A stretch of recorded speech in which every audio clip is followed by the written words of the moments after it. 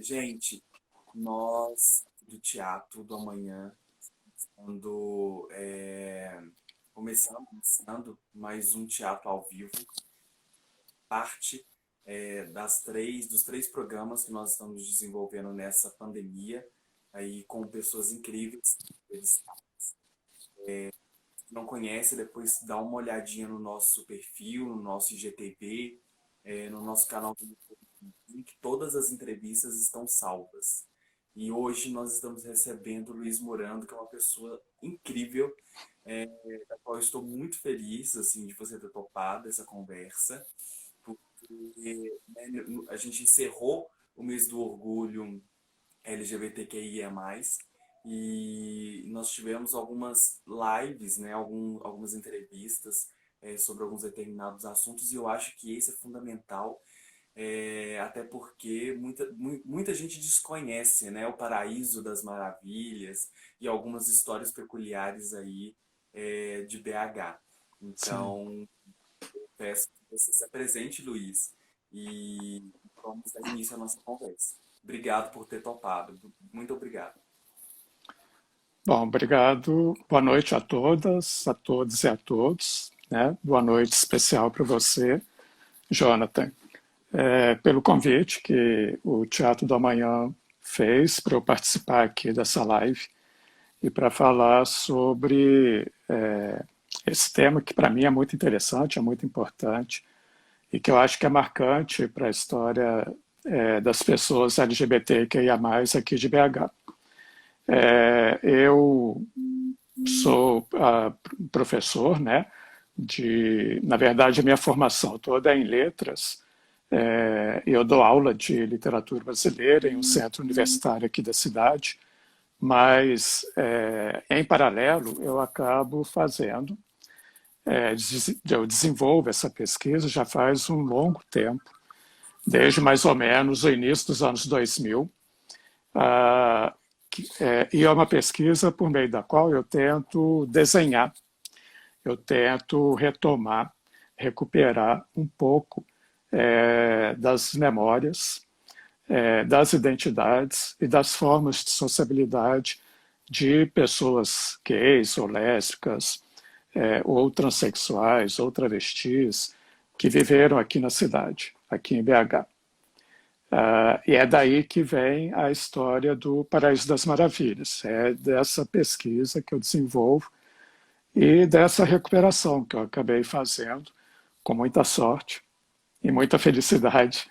É, a recuperação de um pouco dessa história de como que lá nos anos 40, lá nos anos 50, e aqui no caso principalmente homens gays ou homens bissexuais viveram aqui em BH, como que eles se organizaram e que formas de convivência, que experiências também eles conseguiram construir juntos aqui na cidade.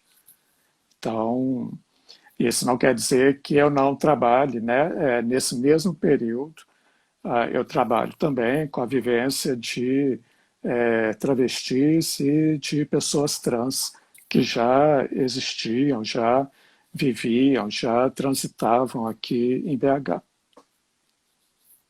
Incrível. Eu pude te ver falando sobre algumas boas vezes. E eu nunca me canso, assim, porque sempre tem algum pedacinho que surge no meio da pesquisa, né? Sim. Sempre tem alguma novidade, assim. Então, eu queria que você falasse um pouquinho dessa relação, né? De sempre ter uma novidade, de sempre estar achando uma peça desse quebra-cabeça, assim. E como que isso te move, enfim.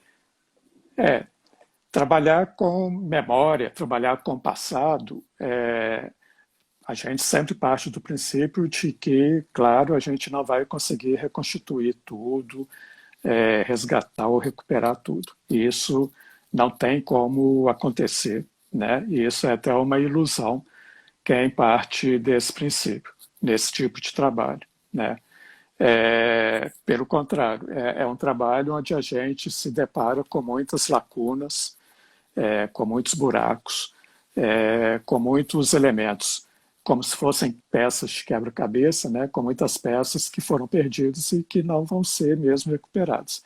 E aí acaba acontecendo um pouco de trabalho de dedução ou de análise, em que a gente vai supor algumas possibilidades para preencher aquelas lacunas.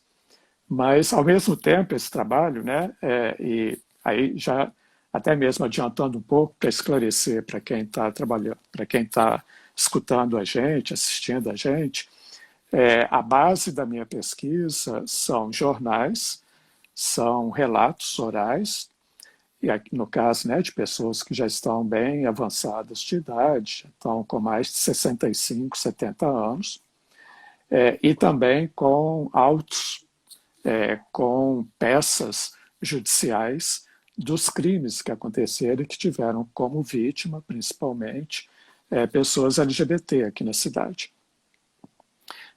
Então, eu já trabalho com uma espécie de mosaico, né, de tentar, assim, engatilhar, de tentar preencher com pelo menos informações dessas três áreas.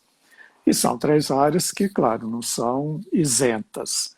Elas falam de um lugar, elas defendem um tipo de mentalidade, um tipo de, inclusive, de preconceitos, de percepções de uma determinada realidade.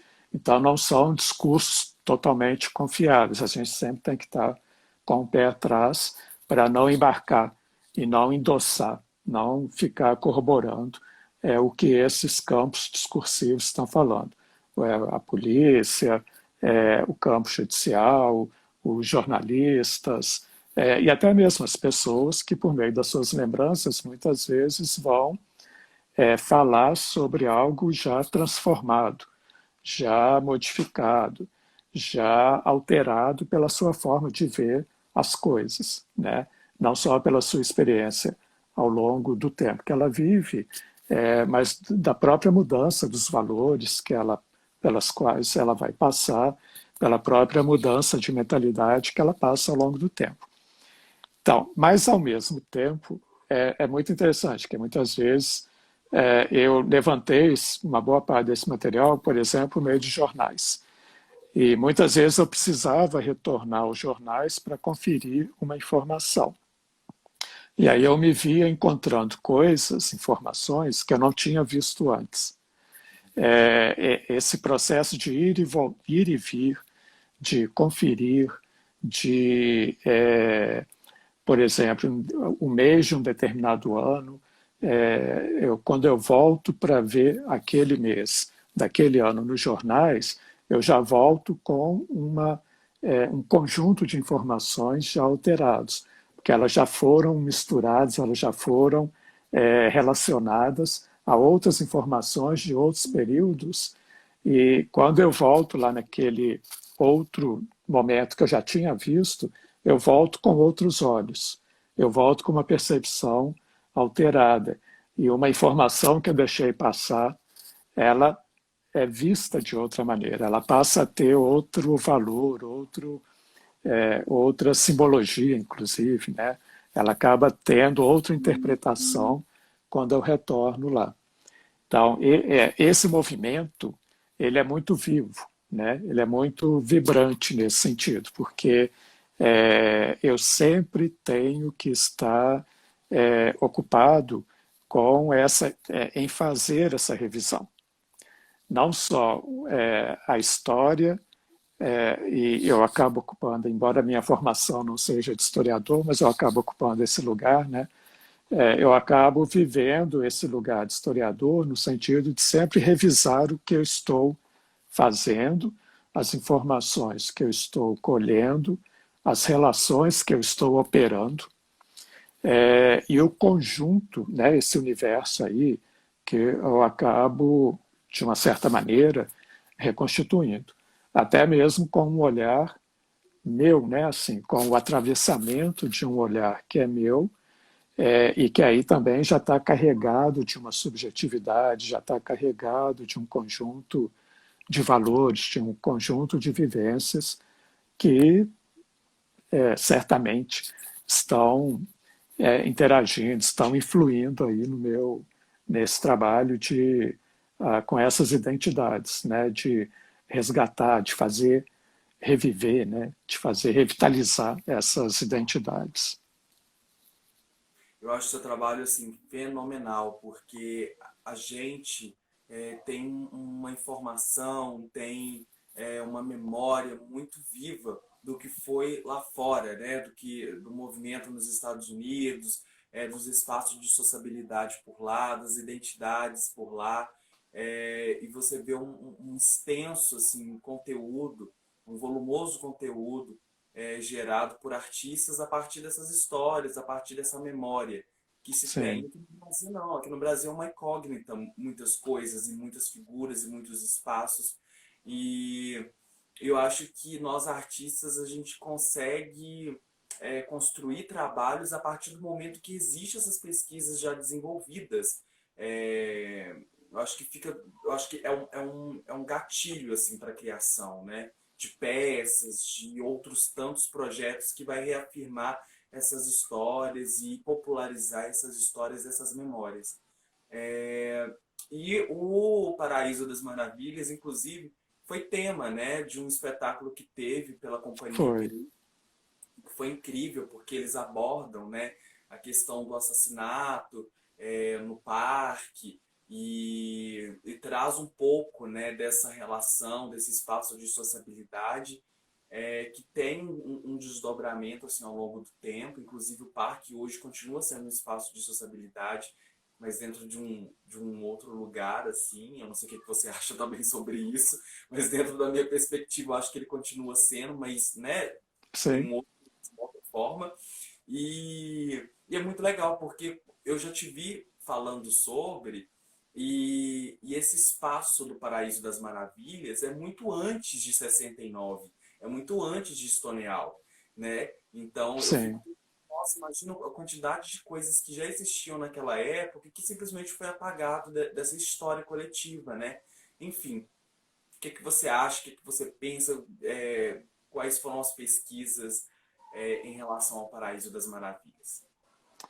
Pois é. Eu só vou voltar um pouquinho lá atrás na sua fala, que é um outro elemento bastante importante nesse tipo de ação, nesse tipo de pesquisa, de trabalhar com o passado. Né, você falou que lá fora, fora do Brasil, tem muita informação, tem muito trabalho sendo recuperado e até mesmo trabalhos de uma história muito mais distante, que recuam lá no século XIX, com esse tema. E aqui no Brasil, isso acaba ficando muito concentrado no eixo Rio-São Paulo, dada, claro, uma importância grande que não apenas a fundação do Grupo Somos e a formação, a publicação do jornal Lampião a partir de 1978 tiveram, né? O Somos e o Lampião tiveram aqui no Brasil. Mas nós conhecemos muito pouco, quase nada, da história desse segmento, dessa população LGBTQIA+, antes de 78. E quanto mais você recua no tempo, menos nós conhecemos sobre isso. E pensando em BH, que é uma cidade, se comparada ao Rio e a São Paulo, é uma cidade muito mais jovem, né? Nós temos aí 120 e poucos anos, quando o Rio e São Paulo já tem mais de 400 anos. Em BH, que é uma cidade, então, relativamente nova, nós temos, enfim, um miserê de informação sobre essa população. Então, assim, é necessário mesmo que a gente opere esses deslocamentos, que a gente estimule, incentive cada vez mais que outros estados, outras capitais, outras cidades do interior, outras regiões do interior, de cada estado, no caso, se sintam cada vez mais potentes, cada vez mais fortalecidos para buscar o resgate dessa história. E é uma movimentação que tem se sentido cada vez mais estimulada aí aqui no Brasil, né? E isso acaba tendo também essa espécie de é, retroalimentação que você tinha falado aí. O campo das artes vai também tentar buscar essas informações à medida que elas são resgatadas, né? O grupo Beijo no Seu Preconceito, ele tomou como ponto de partida o Paraíso das Maravilhas, né? Para fazer uma série de leituras muito bacanas, muito inteligentes, muito potentes, que trazem, inclusive, vai traçando uma espécie de percurso, uma espécie de trajeto até a atualidade para trabalhar questões relacionadas à formação da identidade, a sair do armário, a violência contra esse segmento, a conquistas de determinados direitos, também por esse segmento. Então, assim, para mim foi muito prazeroso ver que essa pesquisa sobre o Paraíso das Maravilhas acabou estimulando um grupo de teatro, por exemplo, a tomar esse ponto de partida para desenvolver um projeto e uma ideia que teve e fez, né, muito sucesso aí nos últimos 3 anos, 2, 3 anos de temporada que eles fizeram, se eu não estou enganado. E que vai acabar saindo um livro, né? O texto da peça está projetado e estava programado para se tornar um livro agora este ano. Ah, e aí, então, o Paraíso das Maravilhas em si, ele era um território no Parque Municipal e um território sobre o qual eu ouvia falar desde os anos 90, mas de uma maneira muito vaga, né? O Parque Municipal ele é um território central aqui na cidade de BH e desde muito antes dos anos 40 ele já era um ponto de encontro de homens. Assim, eu suponho que tivesse sido. A diferença que vai acontecer a partir, principalmente de 42, é a retirada das grades do parque e aquele território se tornar de trânsito livre durante o dia e durante a noite. E aí que tem o grande diferencial. Se durante o dia, certamente, já acontecia algum tipo de interação mais discreta entre homens que circulavam dentro do parque e com um horário para entrar e para sair, a partir de 42, com a retirada das grades e com essa liberdade de trânsito, esses homens eles vão poder escolher, principalmente à noite, para terem também uma maior liberdade e é engraçado, né? E uma maior visibilidade, porque mesmo estando à noite, numa região mais escura do parque, que era um bosque de eucaliptos que tinha atrás, onde hoje está o Palácio o Palácio das Artes, aquela região era uma região ainda menos urbanizada dentro do parque. E o palácio, inclusive, tinha começado a ser construído, né? As fundações do palácio já estavam lá. Então, é uma área que se evitava transitar, por causa mesmo ali daquela construção inacabada. E esse grupo de homens escolheu aquela área. E eles próprios foi quem deram esse nome maravilhoso, né?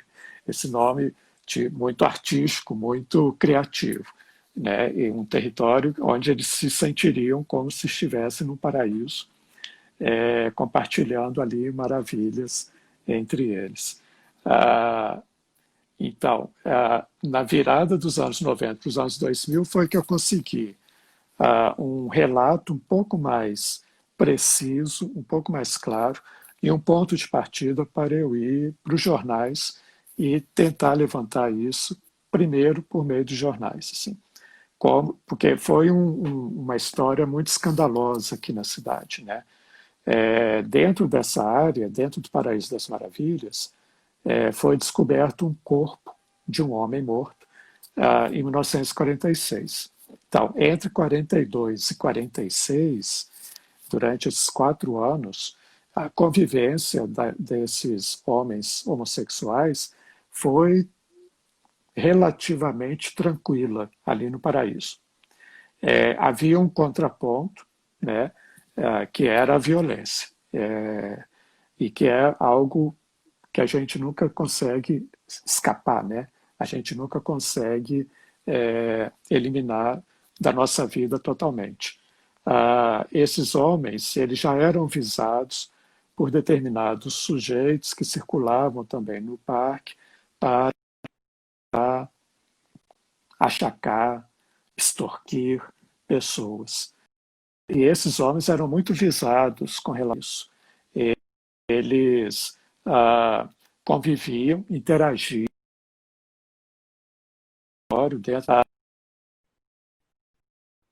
mas quando eles saíam daquela região e iam para outras áreas do parque, eles eram visados.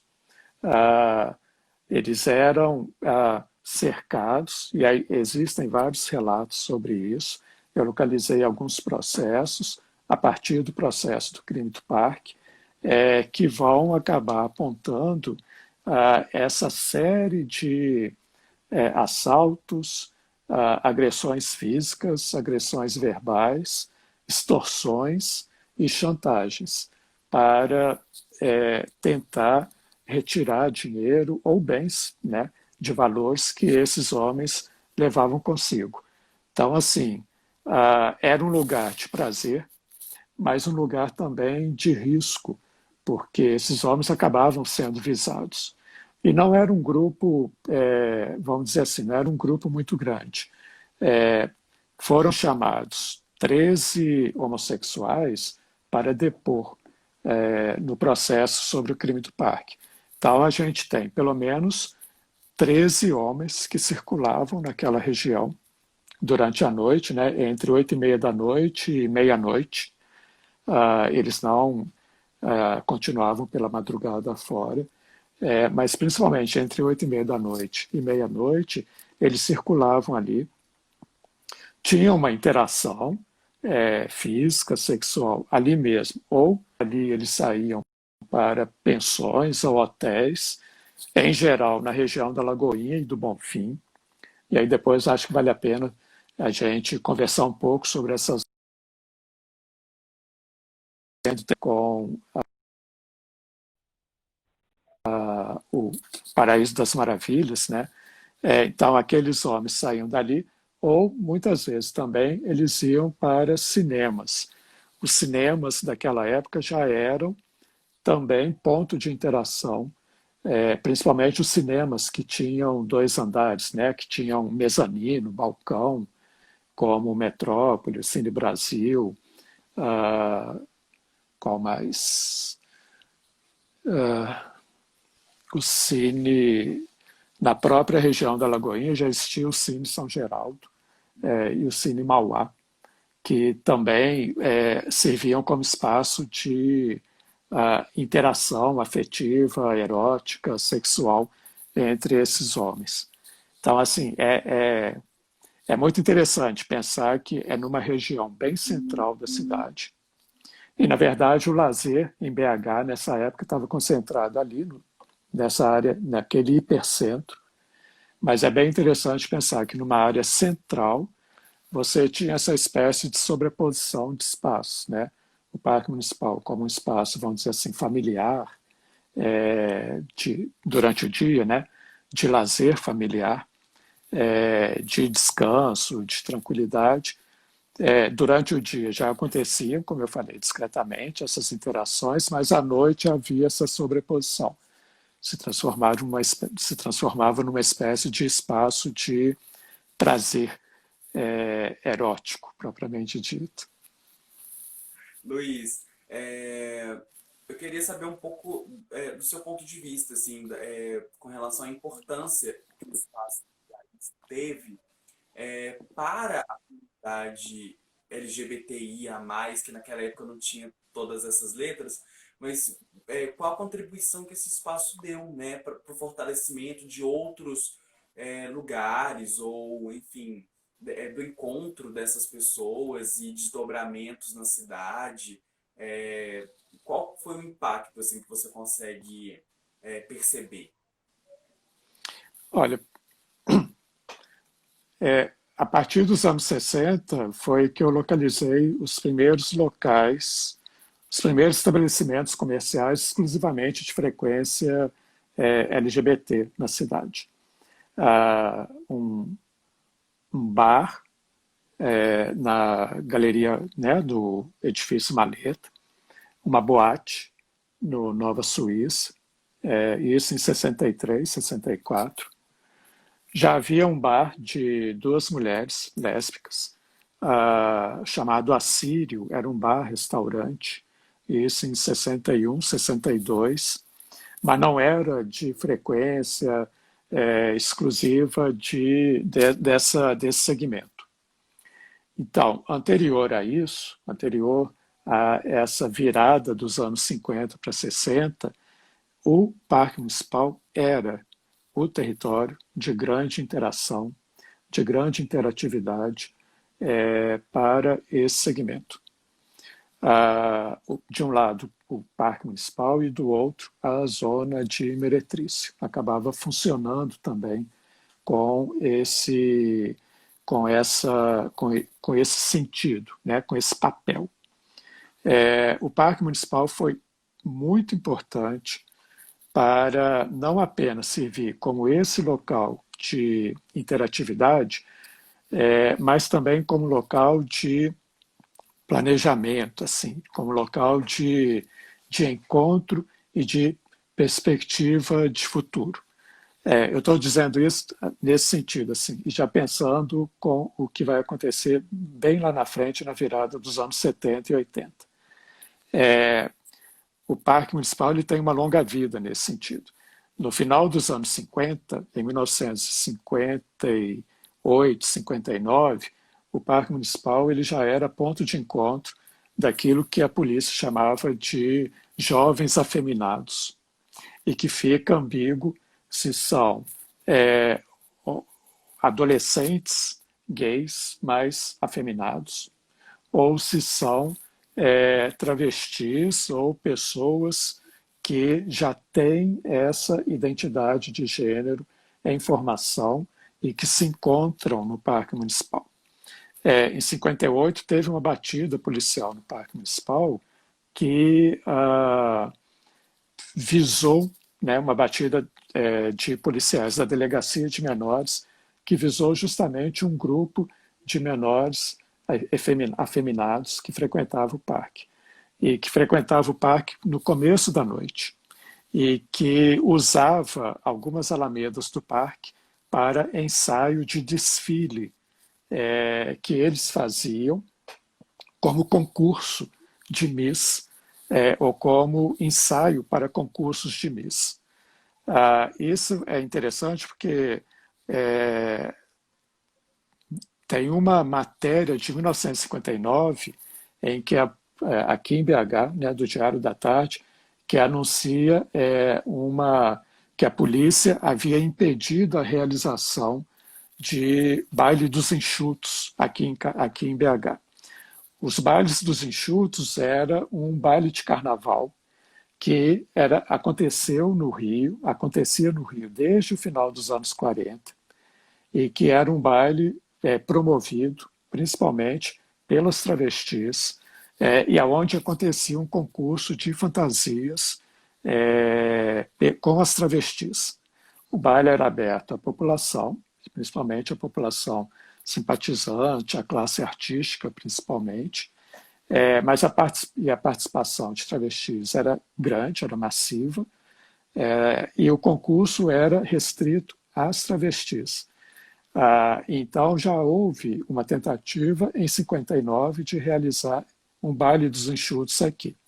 E os ensaios que aqueles jovens afeminados faziam era justamente para participar dessa possibilidade do baile dos enxutos acontecer aqui na cidade. E na primeira metade dos anos 60 também houve alguns desses bailes que aconteceram clandestinamente, tem algumas pequenas notícias de jornal.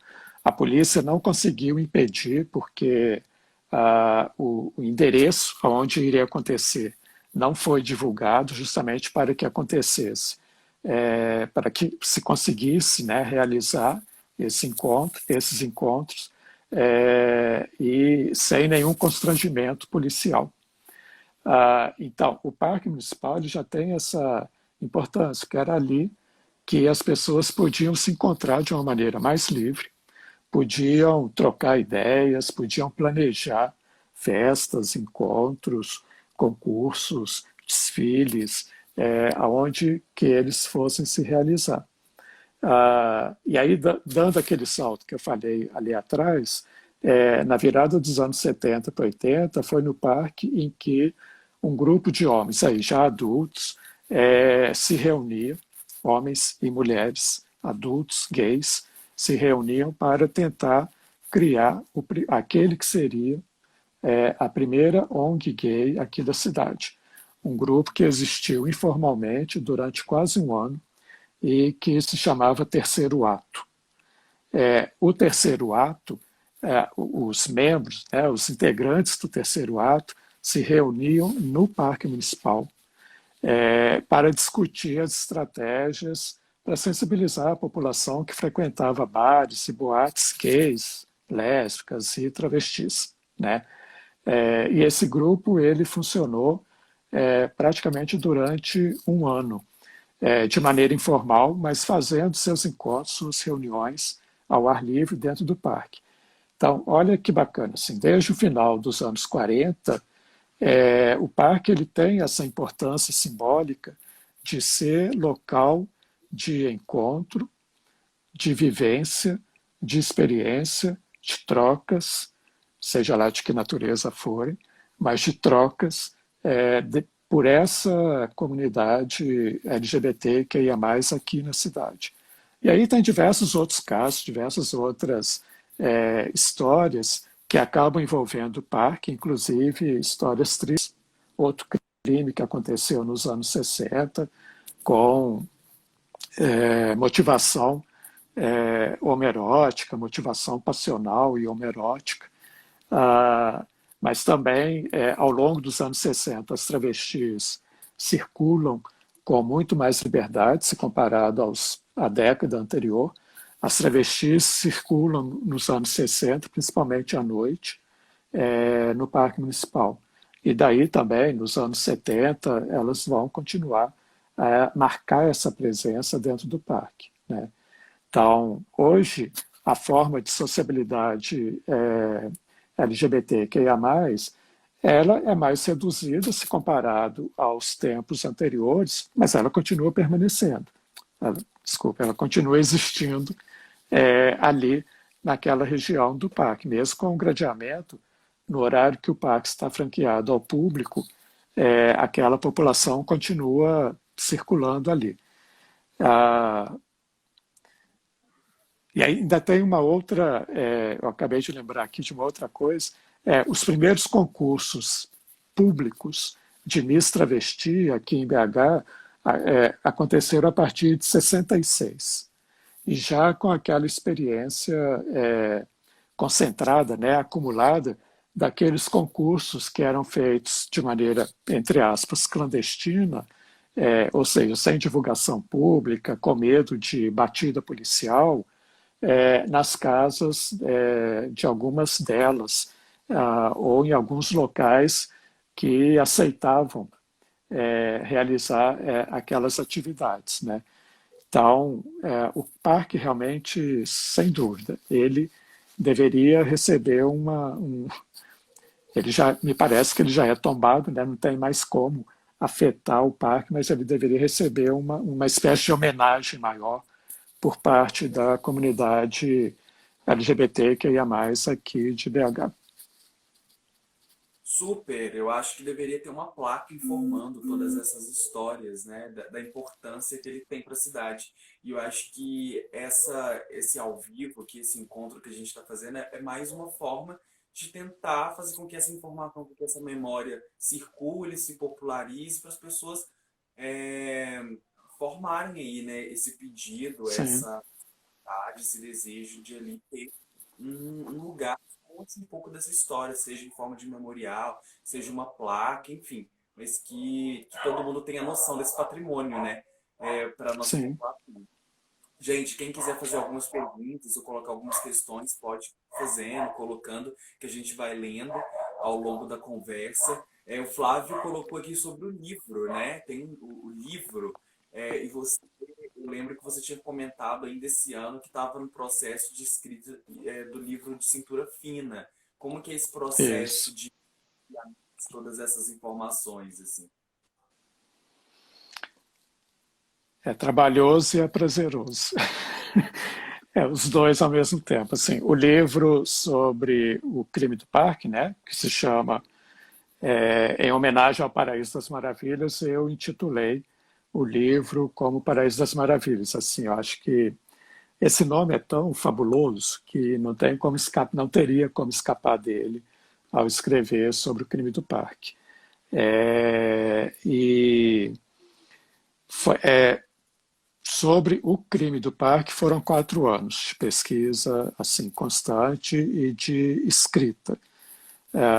E aí a pesquisa que eu digo, né, foi feita principalmente com jornais e os autos judiciais, que eu consegui o desarquivamento com a ajuda de pessoas que chegaram até o juiz atual, né, daquela época, no caso, lá de 2007, da vara criminal por onde o crime foi julgado lá nos anos 40. Ele autorizou o desarquivamento do processo, a leitura, a reprodução, enfim. Eu consegui trazer o processo para casa, que foi também maravilhoso, porque me dá muito mais possibilidade de detalhar, de, enfim, mergulhar no processo. E com cintura fina, o trabalho também tem sido semelhante. Assim. São, completou 4 anos também de levantamento de informações sobre cintura fina. E no caso dela, a parte policial, judicial, ela é muito mais ampla e ela é muito mais rica com relação às informações. Né? Cintura fina, eu consegui localizar 18 processos criminais no qual ela esteve envolvida. E isso me dá uma gama, isso me abre uma janela enorme para falar dela. Ah, por outro lado, acaba marcando muito esse lado da vida dela relacionado à polícia ou relacionado ao campo judicial.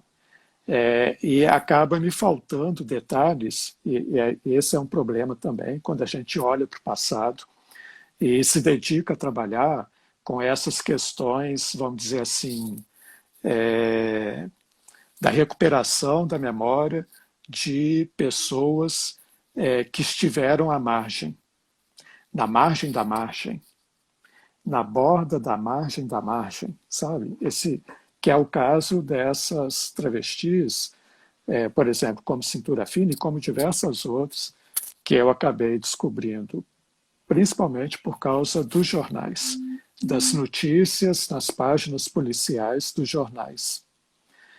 Até porque não havia outro espaço por meio dos quais elas poderiam ter, ganhar representação, ganhar representatividade que não fosse nos jornais, nas páginas policiais. Então, assim, isso já é um grande indicador do lugar de marginalidade que era reservado para essas pessoas e para o nosso segmento naquele período dos anos 50 e 60, por exemplo. Né? Então, sobre cintura fina, eu vou, no livro que eu estou preparando, de fato, já passei um pouco do meio daquilo que eu planejo para o livro, e o projeto, né, antes da pandemia, era de publicá-lo esse ano. Aí eu já não tenho mais condição de garantir, mas eu pretendo encerrá-lo até o final do mês de julho para tentar aí engatilhar o processo editorial, a publicação, etc. Mas vai ficar esse desequilíbrio. Assim. Eu vou ter uma maior parte sobre a vida da cintura fina de abordagem relacionada às ocorrências policiais e judiciais dela, o que dá para construir, claro, uma imagem dela, mas vai ficar faltando uma visão que eu chamo, para mim, uma visão mais humanizada dela. Uma visão das pessoas que conviveram com ela. E uma parte dessa visão humanizada eu só vou ter por meio de alguns grupos. Eu participo de 3 grupos de fotos antigas de BH no Facebook. E de vez em quando, ou eu coloco, ou alguma pessoa coloca a imagem da cintura fina lá, e aí vem aquele rastro de comentários sobre ela.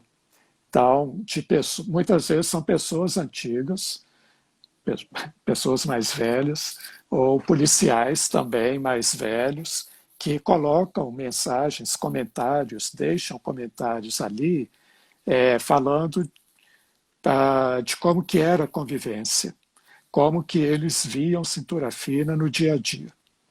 E aí tem comentários mais interessantes, mais humanizados, que retiram a cintura fina daquele lugar da criminosa, da meliante, da malandra, daquela que usava a navalha para sair ferindo Deus e o mundo, sair cortando todo mundo, que não era bem, né? Não era assim. Né? Fica muito claro, inclusive nos processos criminais, naqueles 18 processos criminais, que ela usa a navalha apenas para se defender. Fica muito claro, por exemplo, que ela não usa a navalha de uma maneira, vamos dizer assim, passional, fora de si, descontrolada. Ela usa a navalha justamente quando ela sente a necessidade de se defender. O que não quer dizer que quando, por exemplo, ela comete algum assalto, e ela cometeu assaltos na vida, ela não usasse a navalha como ameaça, mas ela não usava a navalha para ferir a pessoa que estava sendo assaltada, principalmente se a pessoa assaltada não tivesse dinheiro, algum bem, algum recurso para entregar a ela. E essa não era a prática também mais,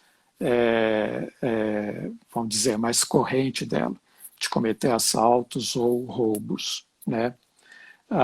Ela é muito mais criminalizada, ela é muito mais, como é que eu disse, indiciada por prática de lesão corporal quando ela é agredida e reage à agressão, sabe? Não é no sentido de ela tomar a iniciativa de, por ela querer, ou por ela estar descontrolada e partir para cima do outro ou da outra com a navalha em punho.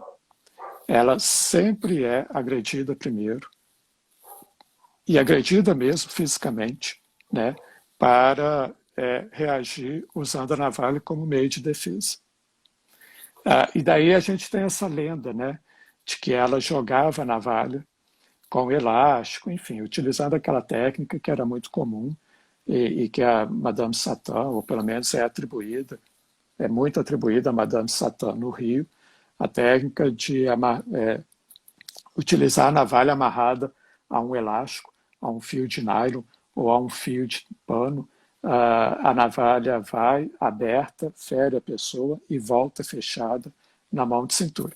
Ela tinha essa técnica, não tem como negar isso, mas ela não usava isso à torta e à direita como forma de amedrontamento, constrangimento, pressão, agressão gratuita contra algum oponente.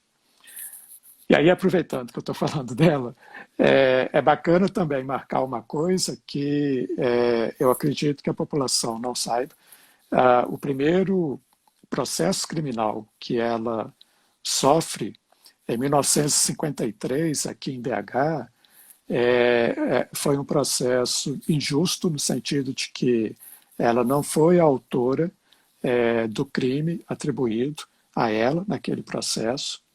Ela estava acompanhada de uma mulher prostituta durante a agressão que as duas sofreram pelo homem, pelo autor da agressão, e foi a companheira, a amiga prostituta dela, que se utilizou da gilete para ferir, rasgar o rosto do agressor com a gilete.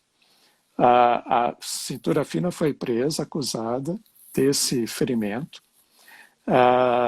Durante o seu depoimento ao delegado, na fase de inquérito policial, ela negou que tivesse sido ela. A companheira, durante o depoimento, né, a mulher que feriu o outro com a gilete, confirmou que havia sido ela, a companheira, a prostituta, que feriu. O delegado liberou a mulher, manteve cintura fina presa durante mais de 85 dias, durante aquele período de prisão preventiva. Se eu não me engano, são 81 dias. O delegado ultrapassou esse tempo.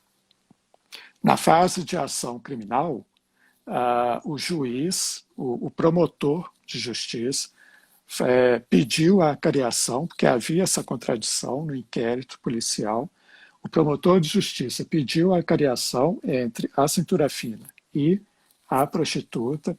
A cariação foi feita, a cintura continuou negando a autoria, né, do ferimento no homem. A prostituta continuou afirmando a autoria. O delegado, ainda assim, liberou a prostituta e manteve a cintura fina presa. Ora, assim, isso marca qualquer pessoa do ponto de vista de uma injustiça da qual ela foi vítima, né? Ela ficou quase 90 dias presa porque o delegado, por algum motivo que não fica claro no inquérito policial, porque o delegado não quis acreditar nela, né? E isso acaba marcando muito a trajetória da cintura, sabe? Essa desconfiança com relação à polícia. O que não quer dizer que ela vai sempre encarar a polícia como uma espécie de inimiga. Mas isso vai sempre colocar a cintura com um pé atrás com relação à autoridade, principalmente legal, principalmente as leis, né? Isso torna a cintura descrente da capacidade de legislar e de fixar condições justas, honestas, legais, para apurar e, no caso, punir, né, a culpa, né, a responsabilidade de alguém em uma determinada situação, né? E isso não é muito diferente para a trajetória de diversas travestis ao longo dos anos 50, ao longo dos anos 60, 70. Eu consegui desarquivar diversos outros processos envolvendo outros travestis que nem estavam relacionados à cintura fina, e isso me dá assim, muita clareza, muita consciência de falar o que eu estou falando aqui, nesse sentido de que é uma história muito comum de injustiça, de sensação de que a balança pende mais para um lado do que para o outro. Que essa balança ela nunca está equilibrada entre os dois lados, né? O que não quer dizer também que aqui eu esteja eximindo a culpa da cintura fina em outras situações em que ela de fato teve responsabilidade, ela foi punida legalmente e tal. Mas é só mesmo para marcar esse ponto de partida na vida da cintura fina aqui em BH. Né? É a primeira ocorrência dela e praticamente 2 meses depois que ela chegou a BH. Por outro lado, isso não fez com que ela desgostasse da cidade. A cintura permaneceu aqui durante mais de 30 anos, com algumas idas e vindas para o Rio, mas ela adotou o BH como uma cidade a sua cidade, né, vamos dizer assim. A gente está aqui chegando nos últimos minutos da conversa. Luiz, passou rápido, né, Luiz? Muito rápido. Se você quiser, inclusive, algumas pessoas fizeram alguns comentários aqui, como o Igor falando tutorial lá no parque. Gente, eu acho super legal, várias pessoas aqui comentando dessa importância dessa placa ou dessa, enfim, desse monumento lá que diz, né, um pouco sobre essa história de forma física.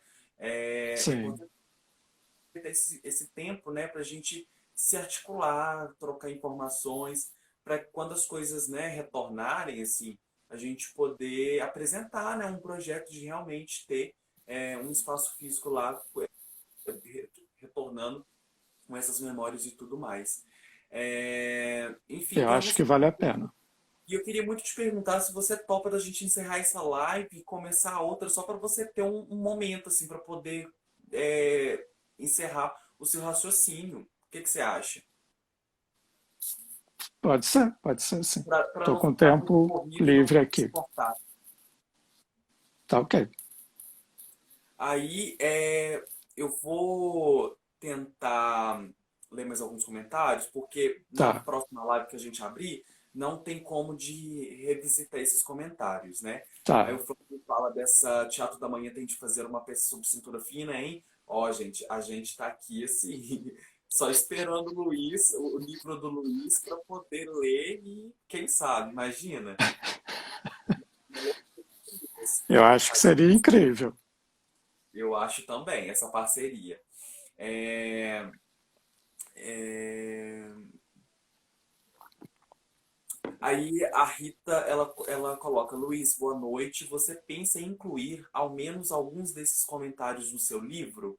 Eu acho que é referente aos comentários dos grupos sobre cintura fina. Se você tem essa possibilidade, né? Tá vendo essa possibilidade de incluir esses comentários no livro?